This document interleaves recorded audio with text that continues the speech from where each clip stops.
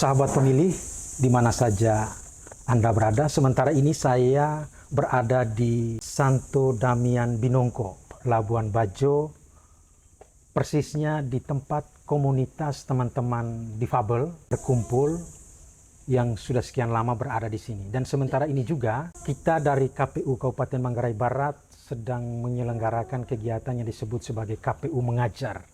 Tujuannya adalah untuk berbagi informasi terkait dengan kepemiluan dan demokrasi secara khusus kepada teman-teman penyandang disabilitas di Yayasan Santo Damian Binongko. Ikuti terus kegiatan ini, nanti akan ada sesi wawancara selanjutnya.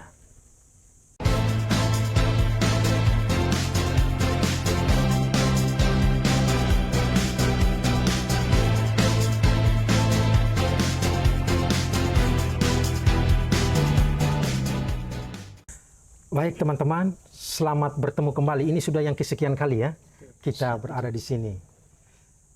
Suster, Om Sur, Nong, dan Ibu Sofi serta teman-teman semua suster.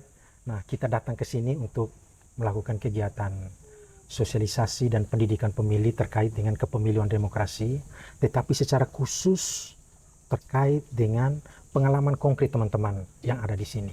Nah, sebelum kita memulai ke sana, saya ingin memperkenalkan diri dulu. Saya dari KPU Kabupaten Manggarai Barat, mencoba untuk menggali pengalaman teman-teman. Dan silakan teman-teman, suster, mungkin bisa memperkenalkan diri dulu di awal sesi kita kali ini. Silakan mulai dari suster, boleh.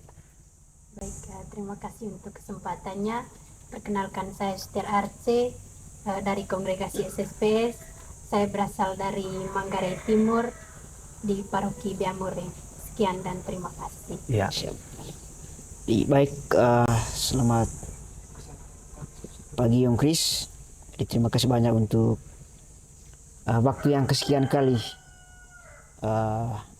boleh menggali informasi dari kami teman-teman penyandang disabilitas yang ada di komunitas ini. Jadi saya Sur, saya sebagai sekretaris di sini. Baik, terima kasih Mas. Ono? Baik, perkenalkan nama saya Nong. Asal saya dari Manggarai Timur, tapi tinggal di Santo Damian. Baik, perkenalkan nama saya Sufiana Bumbut. Saya berasal dari Semangwela. Baik. Saya mau ke suster. Suster, apa saja aktivitas teman-teman yang ada di sini? Berapa orang? Aktivitasnya setiap hari seperti apa, suster? Untuk jumlah hampir 20, tambah dengan suster 20 lebih. Ya. Dan hari-hari mereka, kalau ini mereka biasa di gudang ada buat ini rosario. Habis itu teman-teman yang lain, mereka kakak Sofi dengan yang gadis-gadis, mereka biasa rajut. Dan untuk anak-anak ya mereka hanya duduk-duduk saja. Kita datang untuk main-main dengan mereka, tahu ajar-ajar mereka hal yang kecil. Dan di sini juga ada baby yang sudah umur 4 bulan lebih. Dan untuk yang lain ada mereka kerja, ada yang di kolam, itu mereka kasur di kantor yang lain. Apakah ada teman-teman di sini yang juga sudah menempuh pendidikan SD, SMP atau SMA begitu, ada suster? Ya, ada. Ada. Ada 1 SD, habis itu 2 yang SMP dan 3 yang 3 yang ini SMA. Oke, berarti mereka di SMK Yosef Fasma. ada juga yang di SLB juga ya? Iya, kebanyakan mereka yang di Cancar. Oke. Mereka di atas itu sekitar 30-an lebih. Ya betul. Iya, karena di atas ada SLB dan anak-anak yang bisa memungkinkan untuk sekolah, mereka sekolah di SLB. Iya. Dan yang lain juga masih mereka di sini. Iya. Om Sur, apakah ada juga teman-teman di sini yang sudah genap 17 tahun ke atas atau yang sudah pernah ikut pemilu seperti itu?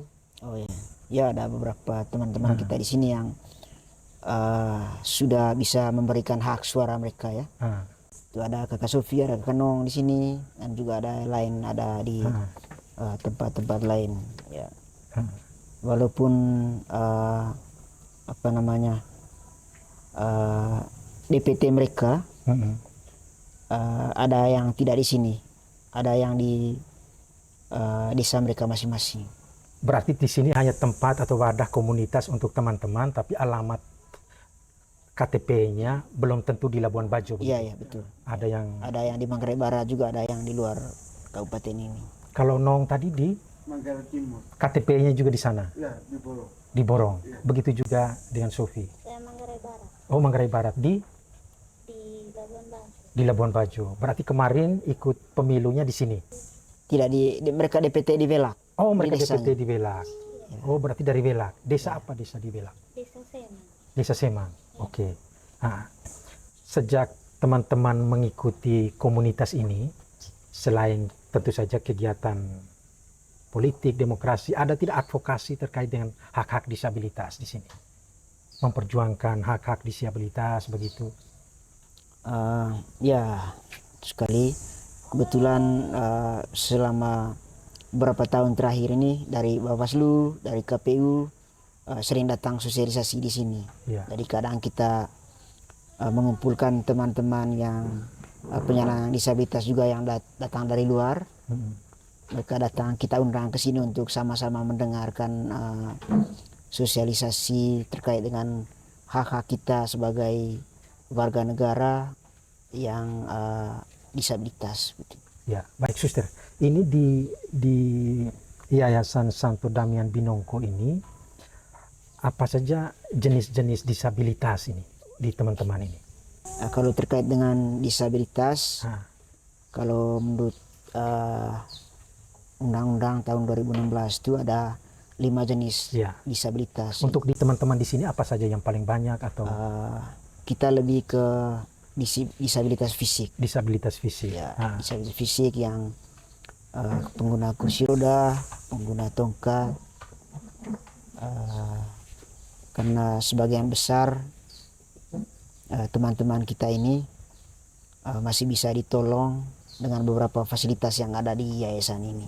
ya. Jadi kita ada 5 orang tenaga fisioterapinya, Ah, kemudian kita juga ada bengkel khusus untuk pembuatan kaki palsu, kemudian ada bengkel khusus juga untuk modifikasi kursi roda.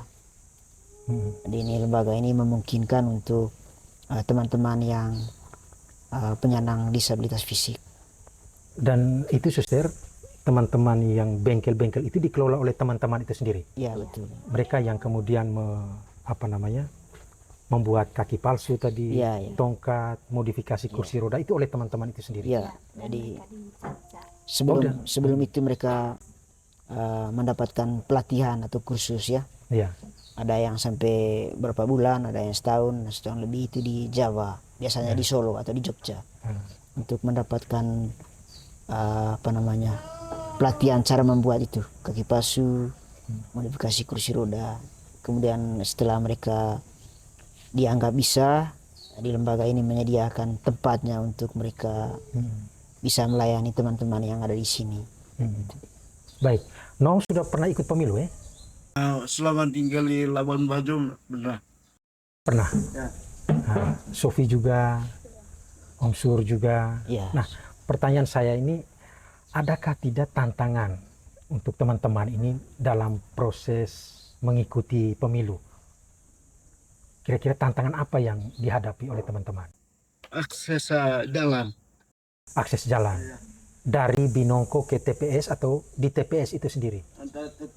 Ada yang jalan pakai macam jalan tanah itu kan tidak bisa kami. Kalau ke TPS macam mencari kami tusuk di jalan atau kita sampai masuk ke dalam. Kami hanya tusuk dari jauh desa. Mereka bawa itu kertas untuk tusuk. Itu di mana? Di TPS di Mana di Kampung Ujung. Kampung Ujung. Oke. Berarti Nong dari sini ke sana tidak sampai di TPS, tapi di jalan saja. Di jalan saja. Nah, ada petugas yang datang untuk meminta Nong untuk coblos. Ya. Nah, di situ waktu itu ada butuh pendamping atau tidak waktu itu? Butuh. Suster atau keluarga? Suster yang kemudian memberikan pendampingan. Kalau kakak Sofi sendiri? Sama seperti kakak Nong bilang. Begitu. Oh, jadi di Belak waktu itu? Bukan di sini. Di kampung. Oh, surat pindah memilih waktu itu coblos di sini. Iya. Tantangannya seperti apa waktu itu? Sama seperti kata Nung bilang. Kesulitan untuk masuk di TPS. Gitu.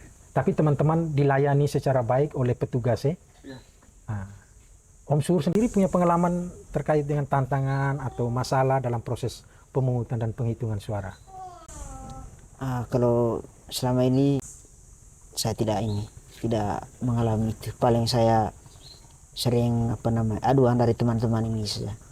Oke, aduan dari teman-teman ke Om Suhur sebagai sekretaris jenderal Yayasan Binongko ini. Dan itu Om Suhur biasanya memberikan pencerahan atau masukan seperti apa itu? Ya ini juga situasional ya di tempat kita juga tidak bisa komplain atau memang kenyataan di lapangan seperti itu. Jadi mau tidak mau kita ikuti sesuai dengan situasi di sana. Yang penting teman-teman ini bisa memberikan hak suara mereka dengan baik. Tapi dengan catatan semoga pemilu berikutnya penyedia atau penyelenggara juga harus memperhatikan itu aksesibilitas dengan teman-teman yang pengguna kursi roda tongkat supaya tempat TPS-nya itu lebih akses lah.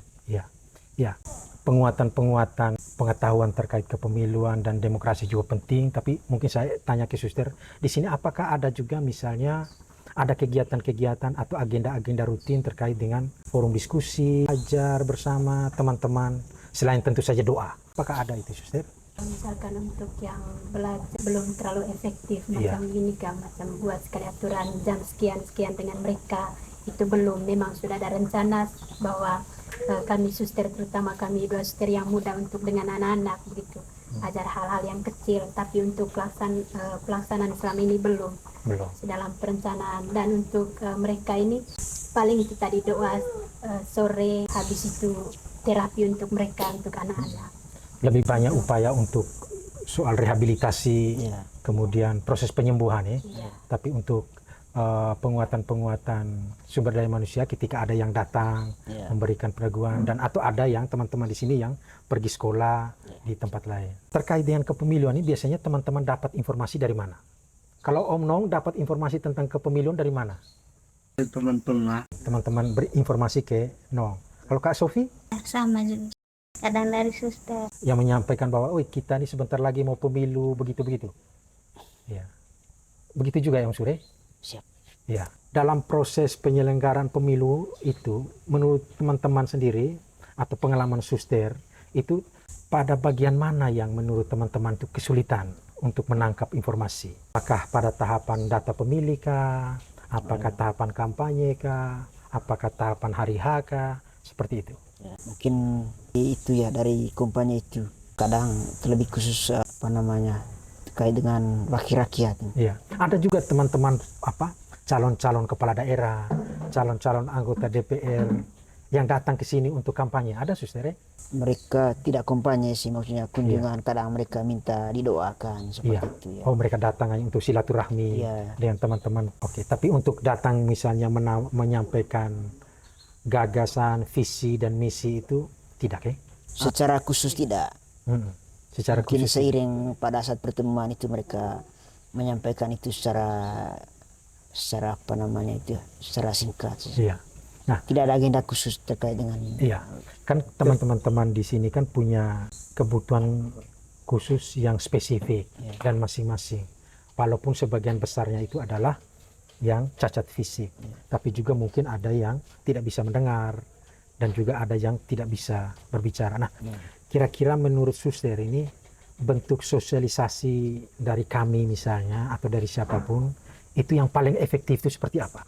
Supaya mudah diterima, mudah dimengerti oleh teman-teman yang ada di sini.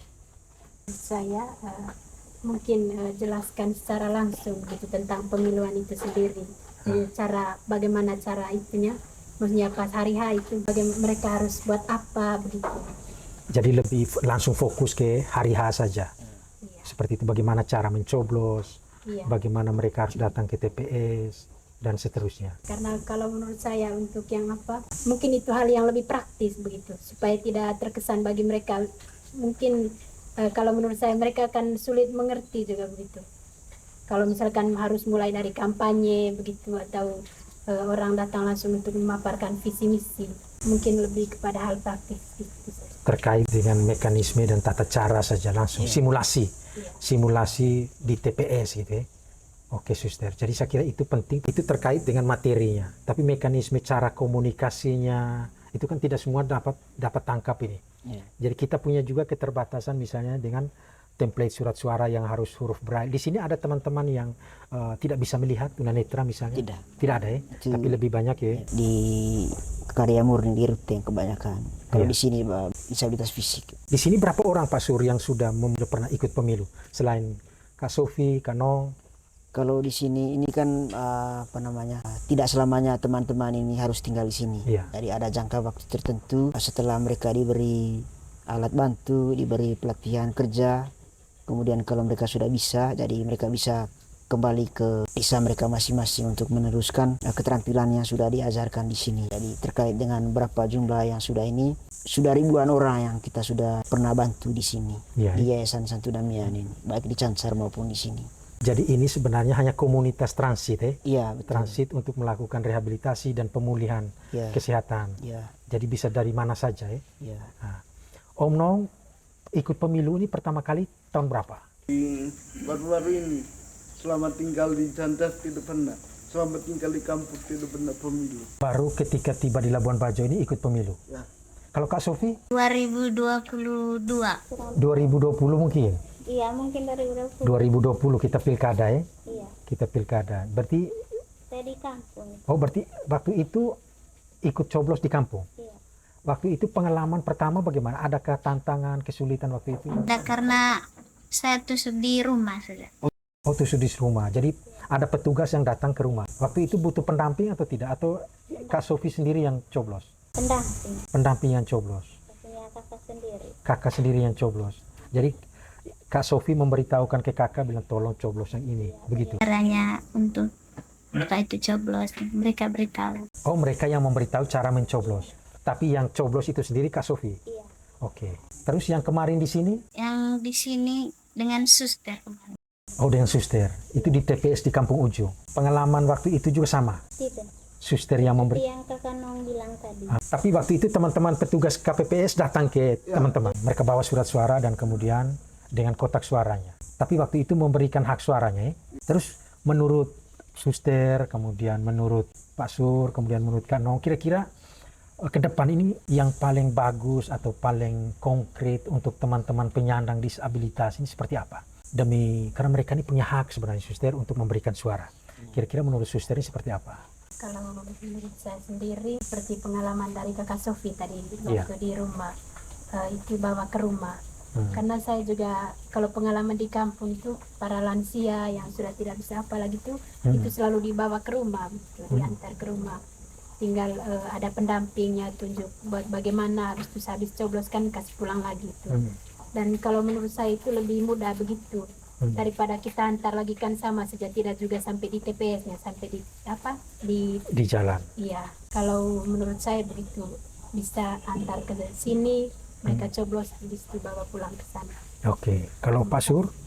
Ya kalau dari segi memang kita menginginkan tempat pemungutan suara itu aksesibel ya, sehingga teman-teman yang dengan kondisi apapun bisa datang ke TPS untuk memberikan hak mereka sebagai warga negara untuk ini. Tetapi kalau memang tidak memungkinkan ya sebaiknya petugas TPS itu datang ke rumah teman-teman yang memiliki kendala untuk sampai ke TPS. Ya.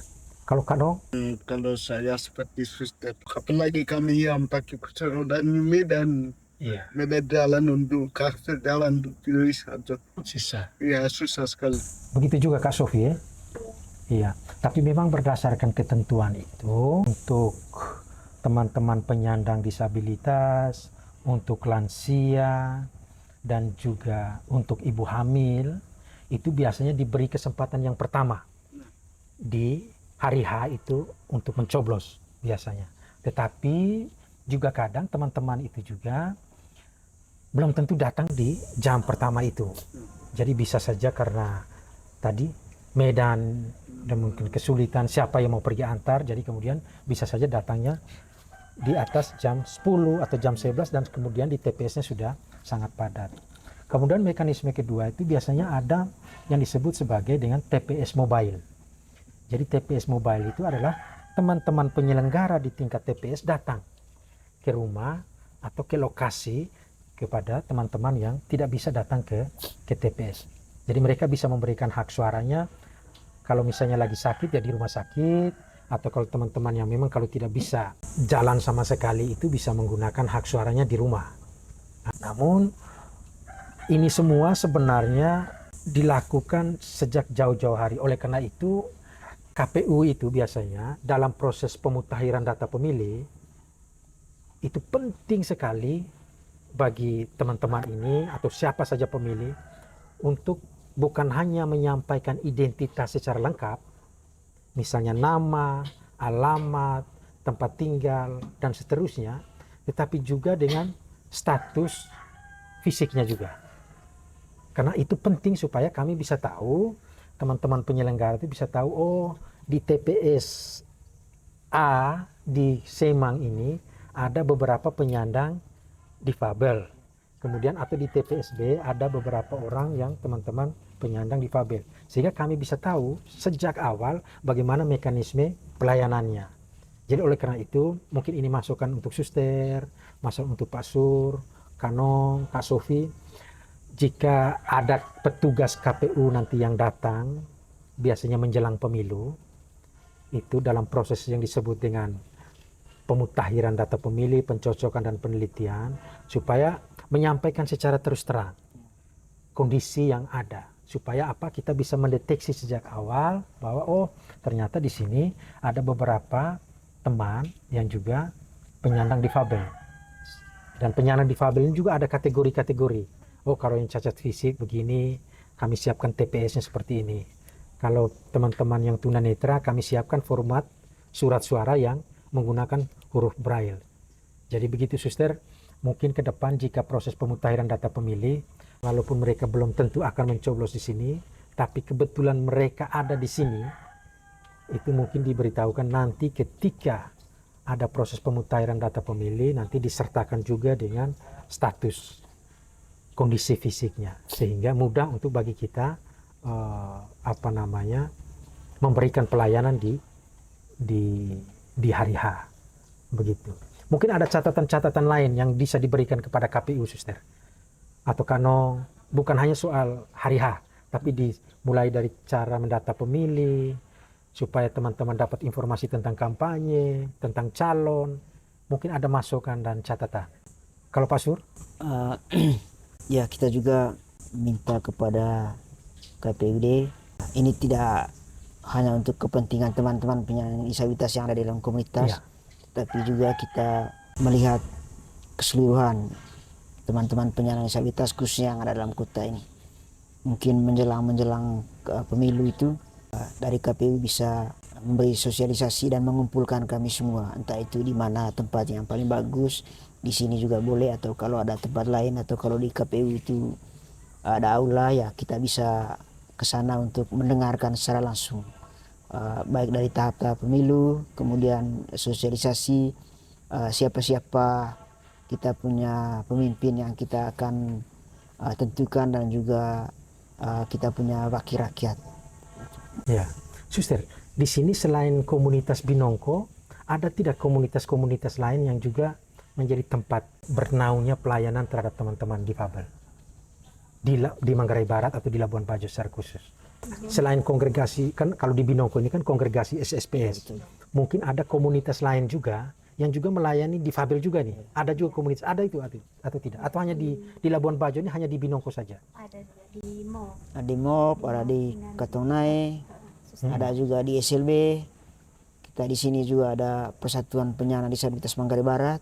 Berarti ada Persatuan Iya. Penyandang Disabilitas Manggarai Barat yang dari komunitas-komunitas ini tadi. Iya, ya. Ah. Itu juga ada Pertuni, Persatuan Tunanetra.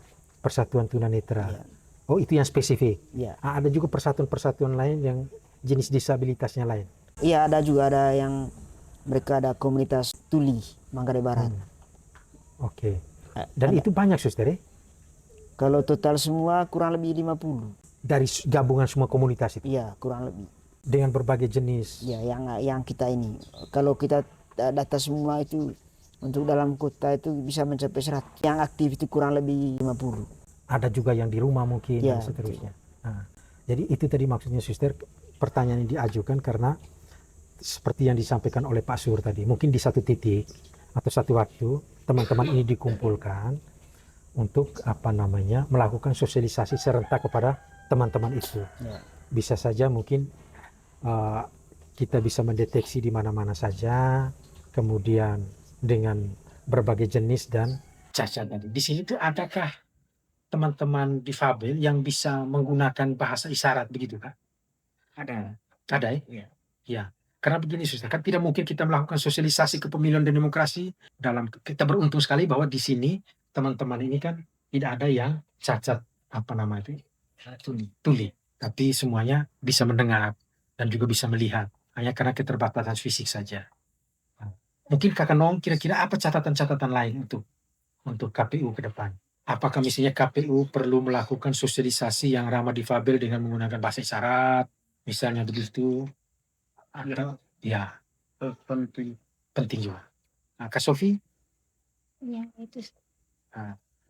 masukan-masukan lain untuk KPU apa saja? Kan konten kreator juga ya? Ya, konten kreator Manggarai Barat. Konten kreator Manggarai Barat sudah banyak followers. Ya. Nah, Di 15.000. 15.000 di mana? Di akun mana?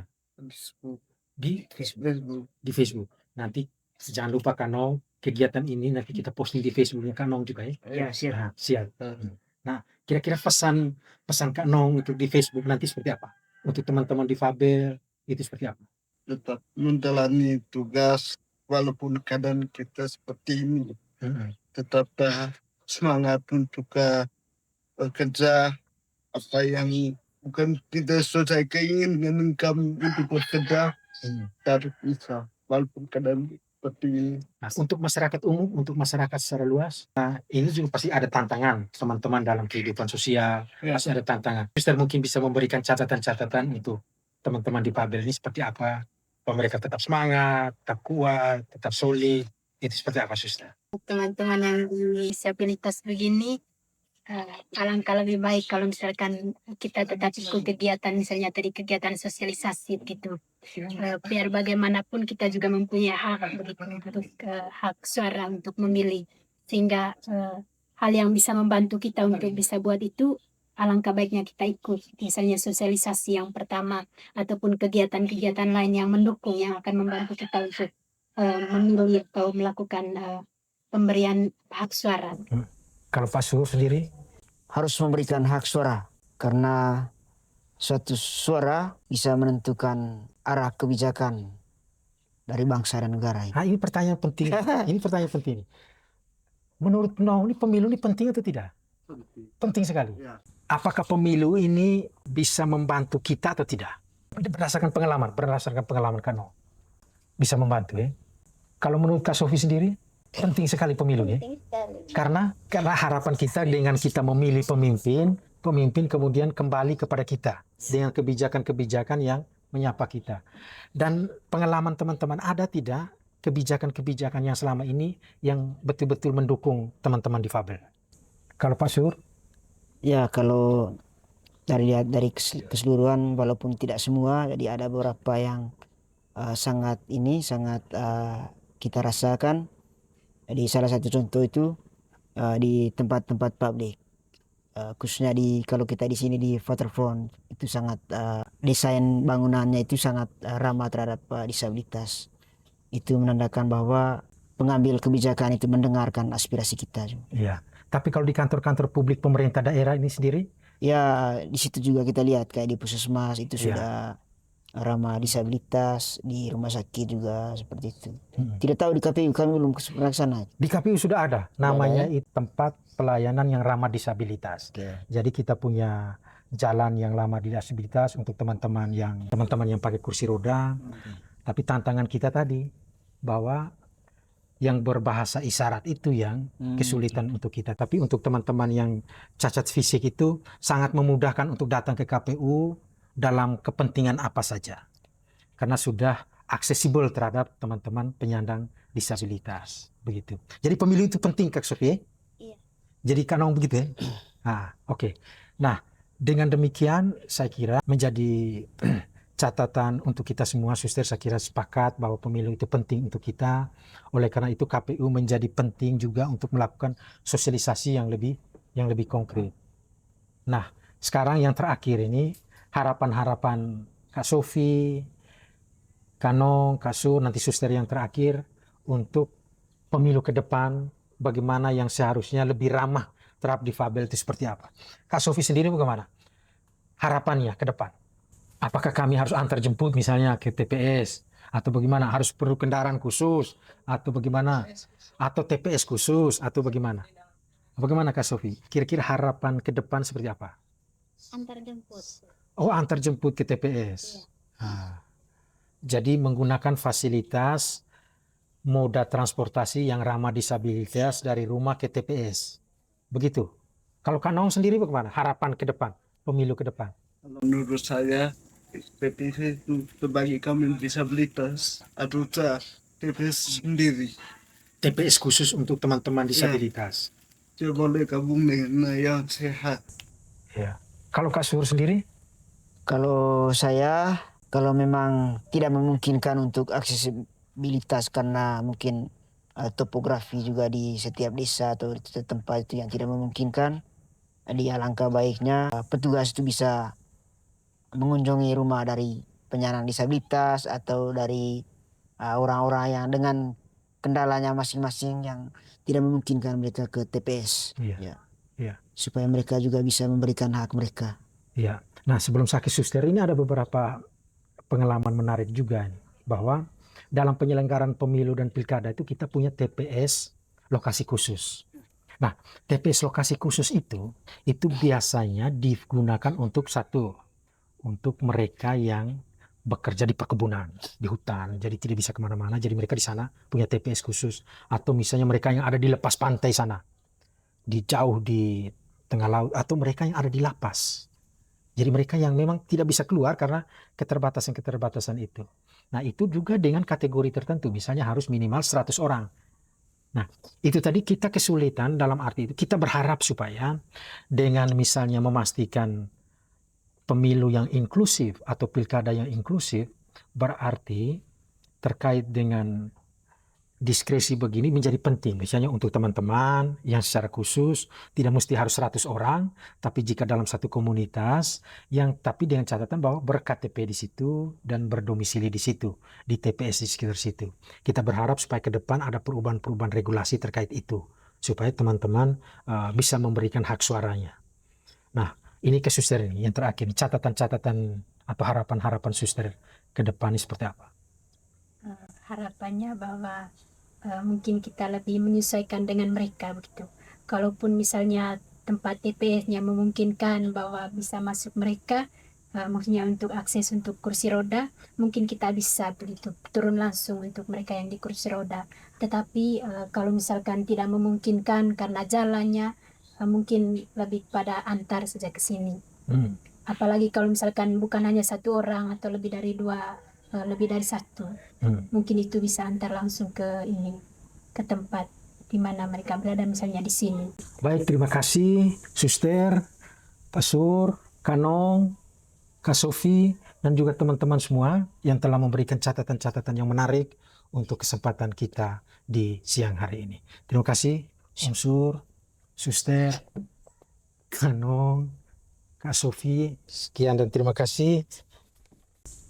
Sahabat pemilih, tadi kita sudah mendengarkan ngobrolan singkat dari teman-teman. Ada begitu banyak catatan-catatan menarik, catatan-catatan reflektif yang juga disampaikan oleh Suster, Pak Sur, Kak Nong, dan Kak Sophie. Kita berharap supaya catatan-catatan ini, masukan-masukan ini menginspirasi kita semua, bukan hanya penyelenggara pemilu, tapi juga teman-teman pemilih yang lain untuk lebih banyak memberikan masukan dan juga dukungan kepada teman-teman ini agar apa? Karena hak suara itu adalah hak asasi kita semua, supaya teman-teman juga bisa memberikan hak suaranya secara langsung, umum, bebas, rahasia, jujur, dan adil.